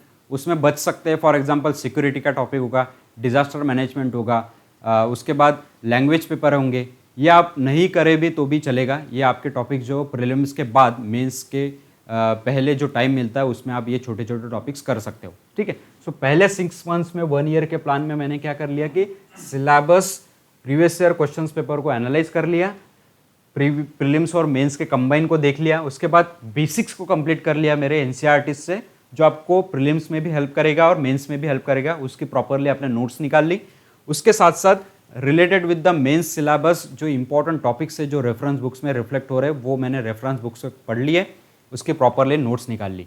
अब मुझे लगा कि मेरा नियर अबाउट सारे जो सब्जेक्ट्स है, history, geography, polity, economics, science and tech, ये जो मेजर कंट्रीब्यूटर है सब्जेक्ट्स हमारे मेंस एग्जाम में, वो मेरे प्रॉपरली कवर अप हो चुके हैं। नियर अबाउट 60-70% मेरा सिलेबस कंप्लीट हो गया है।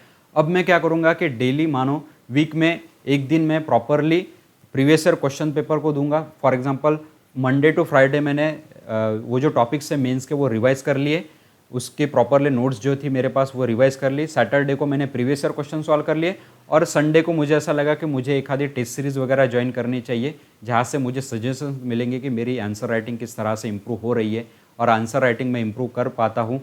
तो उसके लिए मैं एक टेस्ट सीरीज कोई भी ज्वाइन कर सकता हूँ जिसके ज़रिए मेरी आंसर राइटिंग इंप्रूव होगी और मेरी क्वालिटी क्या है आंसर्स लिखने की वो भी मुझे पता चलेगी कि 10 आउट ऑफ 20 आउट ऑफ मुझे कितने मार्क्स मिलते जा रहे हैं। सो उससे मैं क्या करूँगा कि फिर अपने आप को फिर आंसर्स इंप्रूव कर सकता हूँ। ठीक है, सो ये हो गया फर्स्ट 6 मंथ्स में। नेक्स्ट 6 मंथ्स में अभी आपका मोस्ट ऑफ द शेड्यूल वो शिफ्ट हो जाता है आपके प्रीलिम्स के रिलेटेड। ठीक है, सो उसमें आपने जो एसे का टॉपिक था वो पहले, इसके बाद अगर आपको लगा तो एसे का टॉपिक्स आप कवर अप कर सकते हो, लेकिन उसके बाद फिर 4 to 5 मंथ्स यहाँ पे आपने कंबाइन कर लिया था, लेकिन मेजर फोकस जो था वो मेंस के लिए था। यहाँ पे प्रीलिम्स रिलेटेड जो टॉपिक्स है वो आपने कवर अप कर लिए, प्रीलिम्स रिलेटेड जो टॉपिक्स है वो आपने कवर अप कर लिए। सो नियर अबाउट आपके पास 3 to 4 मंथ्स जो बिगिनर वाले फर्स्ट अटेम्प्ट वाले उनके पास एटलीस्ट 3 मंथ्स तो होने ही चाहिए फॉर द प्रीलिम्स प्रिपरेशन। और उसके साथ साथ आप प्रीलिम्स की इसी तरह से टेस्ट सीरीज भी ज्वाइन कर सकते हो बिफोर 2 मंथ्स के पहले, 2 मंथ्स के पहले आप टेस्ट सीरीज ज्वाइन कर लो, जिसमें आपकी इम्प्रूवमेंट होगी। आप कितने अटेम्प्ट कर पा रहे हो आउट ऑफ 100 क्वेश्चंस, आपको कितने मार्क्स मिलते जा रहे हैं, क्योंकि मैंने कहा कि कट ऑफ जो है वो बेसिकली हर साल नियर अबाउट 100 to 110 के पास आपका टारगेट होना चाहिए कि इतने आपको मार्क्स मिलने ही चाहिए, ठीक है। क्योंकि हो सकता है अभी 100 के नीचे आ रहा हो कट ऑफ, लेकिन हो सकता है कि वो बढ़ भी जाए, 100 के ऊपर भी चला जाए, 110 के नीचे ड्यूरिंग 110 टू 100 टू 110 आ जाए, तो आपका नियर अबाउट 110 तक का टारगेट होना ही चाहिए, 110 तक के, ठीक है। सो टेस्ट सीरीज भी ज़्यादा ज़रूरी है प्रीलिम्स के लिए भी। सो बेसिकली देखा जाए तो 6 मंथ्स जो है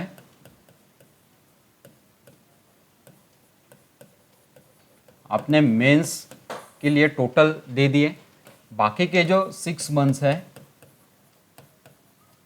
उसमें आपने पहले के 3 मंथ्स जो है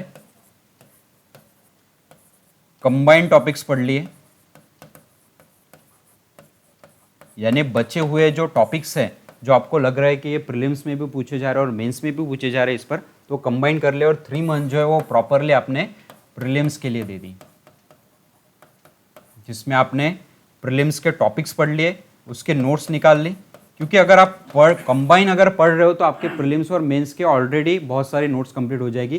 प्रीलिम्स में भी जो, क्योंकि प्रीलिम्स के जो सब्जेक्ट्स है ऑलरेडी वो मेंस में है ही, तो बहुत सारे प्रीलिम्स के भी टॉपिक्स जो है आपके इस नोट्स से ही प्रिपेयर हो जाएंगे, आपको एडिशनल नोट्स बनाने की ज़रूरत नहीं पड़ेगी फॉर द प्रीलिम्स। तो वो नोट्स है आपकी इस 3 मंथ्स के स्ट्रैटेजी में प्रॉपरली रिविजन और टेस्ट पेपर सॉल्विंग, इन दोनों पर ही आपको फोकस करना है, revision plus test, revision plus test, ठीक है। क्योंकि ऑलरेडी आपके पास नोट्स है, अभी आपको सिर्फ आपका सक्सेस रेशियो देखना है कि आप कहाँ पे रिलाय कर रहे हो, कितना आपका रिवीजन हो चुका है, आपको और ज़्यादा रिवीजन की ज़रूरत है या फिर कुछ टॉपिक्स और ज़्यादा पढ़ने की ज़रूरत है, वो भी आप पढ़ सकते हो, उसको रिवाइज कर सकते हो, छोटे छोटे टॉपिक्स जो रह गए होंगे आपके। और टेस्ट से आपको बेसिकली आपका सक्सेस रेशियो पता चलेगा कि आपको प्रॉपरली मार्क्स कितने आ रहे हैं, कितने मिल रहे हैं, और आपको और पढ़ने की ज़रूरत है या नहीं है। सो ये हो गया प्रॉपरली एक 1 ईयर का शेड्यूल, जिसमें 6 मंथ्स प्रॉपरली मेंस को दे दिए मैंने, जिसमें बेसिक्स और रेफरेंस बुक से कवर अप कर लिया।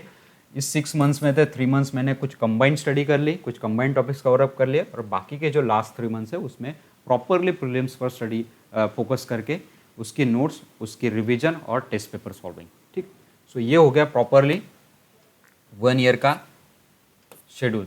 सो ये थी आज की सारी बेसिक इन्फॉर्मेशन जो आज के लेक्चर में हमने डिस्कस की, और बहुत ज़्यादा इम्पॉर्टेंट थी, क्योंकि बहुत सारे स्टूडेंट्स जो प्रिपेयर कर रहे हैं उनको नोट्स कैसे निकालना ये पता नहीं होता है। सो एनसीईआरटी से, न्यूज़पेपर से, रेफरेंस बुक्स से किस तरह से आपको नोट्स निकालनी है, उसके रिवीजन कैसे करनी है टाइमली, हमें किस तरह से रिवाइज करना है उसको, उसके बाद मॉक टेस्ट वगैरह टाइमली सॉल्व करना क्यों ज़रूरी है, previous year questions basically solve करना क्यों ज़रूरी है, क्योंकि प्रीवियस ईयर क्वेश्चन ही हमारे बेस्ट सपोर्टर होते हैं ड्यूरिंग आवर प्रिपरेशन, जो हमें स्ट्रॉन्ग बनाते हैं, हमारे प्रिपरेशन को प्रॉपरली एनालाइज करते हैं कि हमारा प्रिपरेशन कहाँ तक, किस तरह से, किस ढंग से हुआ है, ठीक है। उसके बाद टाइमली आप टेस्ट सीरीज़ या फिर मॉक टेस्ट सॉल्व कर सकते हो, ये फ्रीली अवेलेबल है, टेलीग्राम्स प्लेटफॉर्म्स पर आपको मिल जाएंगे। हम भी टाइमली अभी शेयर करने की कोशिश करेंगे थ्रू अवर टेलीग्राम चैनल, ठीक है। और उसके साथ साथ हमने आज डिस्कस किया कि आपको किस तरह से आप अपना डेली शेड्यूल बना सकते हो, उसके साथ साथ आपका 1 ईयर का एक प्लान कैसे हो सकता है, जो मैंने बताया हो सकता है उसमें चेंजेस भी हो, क्योंकि स्टूडेंट एक आइडियल मैंने बताया उसमें आप आपके हिसाब से चेंज कर सकते हो। आगे के लेक्चर्स में आपको बताऊंगा कि एक्चुअल जो स्टूडेंट प्रिपेयर कर रहे हैं फ्रॉम द 10th, तो उनका 5 ईयर का प्लान किस तरह का होना चाहिए, जो ग्रेजुएशन कर रहे हैं उनका 3 ईयर का प्लान कैसा होना चाहिए, जो वर्किंग स्टूडेंट है यानी वर्क करके भी प्रिपरेशन कर रहे हैं उनका डेली शेड्यूल किस तरह का होना चाहिए। सो इस पर भी हम डिटेल में आगे के लेक्चर्स में देखने वाले हैं। सो ये थी आज की बेसिक इन्फॉर्मेशन। इसके साथ साथ जो स्टूडेंट्स प्रिपेयर कर रहे हैं उनके जो डाउट्स है मेनली प्रिपरेशन के दौरान बहुत सारे अनक्लियर रह जाते हैं, बहुत सारे स्टूडेंट्स टॉपर्स भी हमें प्रॉपरली नहीं बता पाते, ठीक है। सो बहुत सारे ऐसे टॉपर्स जो एक्चुअल में हमें चीज़ें नहीं बताते कि हमने क्या की थी और आपको क्या करनी चाहिए। सो स्टूडेंट्स के बेसिकली बहुत सारे डाउट्स जो है वो क्लियर नहीं हो पाते। अभी कोविड का सिचुएशन चल रहा है तो ऑफलाइन क्लासेस बंद है, इसलिए ऑनलाइन जो हम क्लासेस देख रहे हैं उसमें से भी हो सकता है कि हमारा बहुत सारे डाउट जो है वो नहीं हम समझ पाते, कंसेप्ट जो हमारे अनक्लियर रह जाते हैं।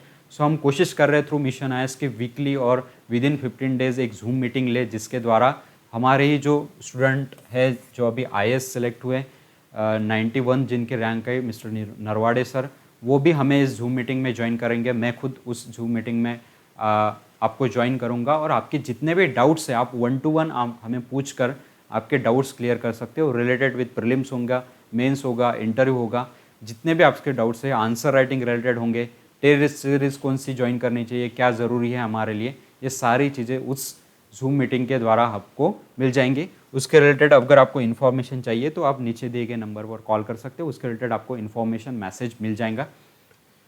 सो इसके बाद ये हो गया बेसिक फाउंडेशन कोर्स। इसके बाद हमने एनसीईआरटी का भी एक कोर्स लॉन्च किया है, जिसमें 6 to 12 के जितने भी इम्पोर्टेंट एनसीईआरटीज़ है वो हम कवर अप कर रहे हैं। बेसिकली जो यूपीएससी सिविल सर्विसेज के स्टूडेंट है, उसके साथ साथ जो स्टेट पीसीएस के एग्ज़ाम दे रहे हैं, उसमें भी एनसीईआरटी से बहुत सारे क्वेश्चंस पूछे जा रहे हैं रिसेंट ईयर्स में। सो हमें स्टेट पीसीएस के स्टूडेंट है वो भी उसको ज्वाइन कर सकते हैं। उसके साथ साथ जितने 11 स्टैंडर्ड ऑनवर्ड स्टूडेंट्स हैं जिन्होंने एम किया है कि मुझे ग्रेजुएशन के बाद यूपीएससी की एग्ज़ाम देनी है, सो वो अभी से अगर अपना बेसिक्स कंप्लीट करें तो बहुत सारी चीज़ें उनकी क्लियर हो जाएंगी बिफोर ग्रेजुएशन ही, ठीक है।